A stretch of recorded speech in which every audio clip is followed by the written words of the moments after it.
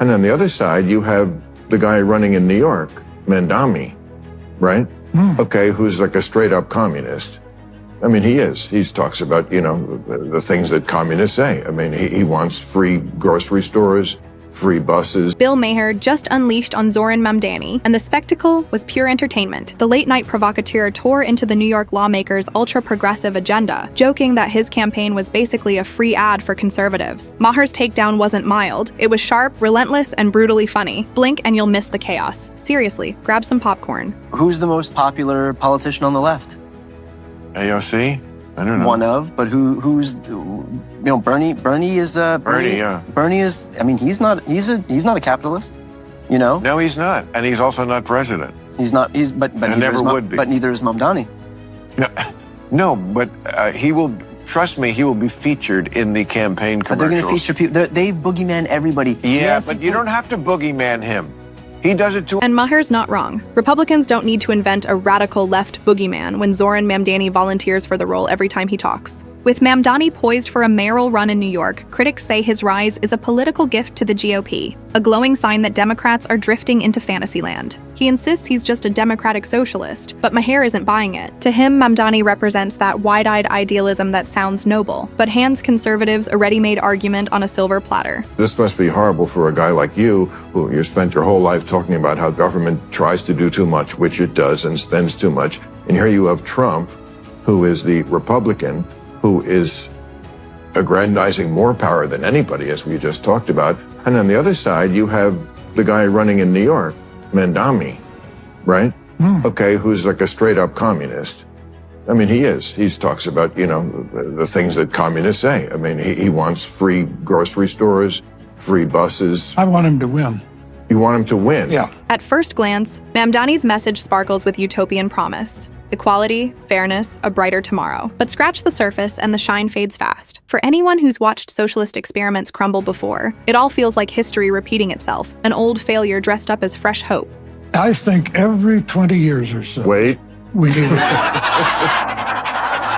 every 20 years or so, we need a conspicuous, confined experiment with socialism so we can crack it up again.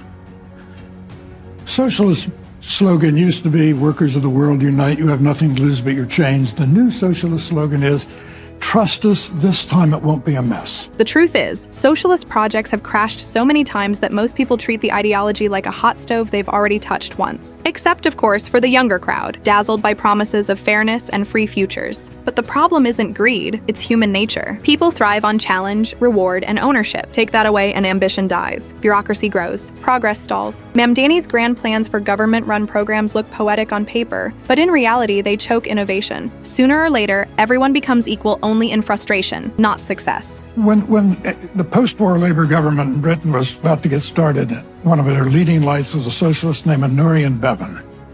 He said, what could go wrong? He said, we have a nation bedded on coal, surrounded by fish. It would take an organizational genius to have a shortage of either. In 3 years, they had a shortage of both. History has already tested these ideas. In the early 20th century, nations chased socialist dreams of shared wealth and fairness. But as government grew, industries shrank. Prices soared, innovation died, and entire economies flatlined. By the 1970s, Britain was known as the sick man of Europe. Only when Thatcher brought back free market competition did the country start to recover. The lesson? Equality without opportunity leads nowhere. That we're going to make a sanctuary city for LGBTQIA plus New Yorkers, beyond saying that we're going to establish an office of LGBTQIA plus affairs, is also that we're going to provide $65 million in funding for gender-affirming care, the same amount of funding that the federal government was threatening to pull out from local providers for that kind of. Maher sees Zohran Mamdani as a political trapdoor for Democrats, the kind that drops them straight out of the mainstream. When the left drifts too far, they lose the moderates who decide elections. Many voters backed Trump because they felt progressives were pushing too hard on cultural extremes. Yet Mamdani seems ready to walk straight into that fire, backing controversial policies and identity battles that split the country in half. His agenda doesn't look brave. It looks like a warning sign for Democrats who still care about winning. He has attacked you personally and publicly like this. He's not a socialist. He's a communist, okay? This is not a socialist, man. This is a communist. I don't like to see a communist become mayor, I will tell you that. I call him my little communist. He's my little communist mayor. We should never be in a position where we're talking about a communist. We're going to end up with a communist mayor. It's not even believable, my beautiful New York. I think if a communist takes over New York City, I think that's a gift to the Republican Party. And Maher didn't need to exaggerate. Mamdani's doing that work himself, floating ideas like government-run grocery stores and free citywide transit. He calls it democratic socialism, but it sounds a lot like old-school central control. No matter how noble the intent, it feeds the right's favorite storyline, that Democrats are drifting toward full-blown socialism. If it quacks like it, walks like it, well, you know. This vision of democratic socialism, it's one that often comes back to what Martin Luther King said decades ago. A vision of, call it democracy or call it democratic socialism, there must be a better distribution of wealth for all of God's children in this country. Here in New York City, wealthiest city in the wealthiest country in the history of the world, 1 in 4 in poverty. 500,000 kids go to sleep hungry every night. It's untenable to live with this kind of a divide. We have to actually have a politics that puts working people first. Zoom in, and Mamdani's vision isn't new at all. It's a recycled script. Grand promises of fairness, equality, and shared prosperity wrapped in emotional language and cherry-picked data. History has seen this movie. Once the applause fades, the red tape rolls in. Achievement slows, enterprise dies, and ambition turns into apathy. America's strength came from freedom to build, compete, and dream, not from government micromanagement. Betting against that formula never ends well, and Maher, realist as ever, knows it. I want to speak to the memory of my aunt,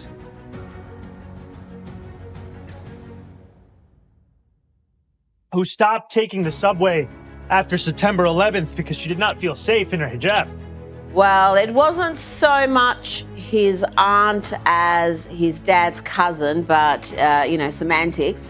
Douglas, is he ready to lead?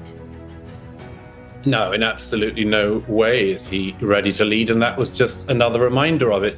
This is such a self-involved little narcissist with so little. It's the oldest playbook in politics. Craft a feel-good story that tugs the heart and hides the flaws. For Democrats fluent in identity-driven messaging, Mamdani is a dream. Emotional, symbolic, moral progress wrapped in buzzwords. But those who look past the soft lighting see the truth, style over substance. His story sells empathy, not results. To idealists, it's inspiring. To realists, it's just theater.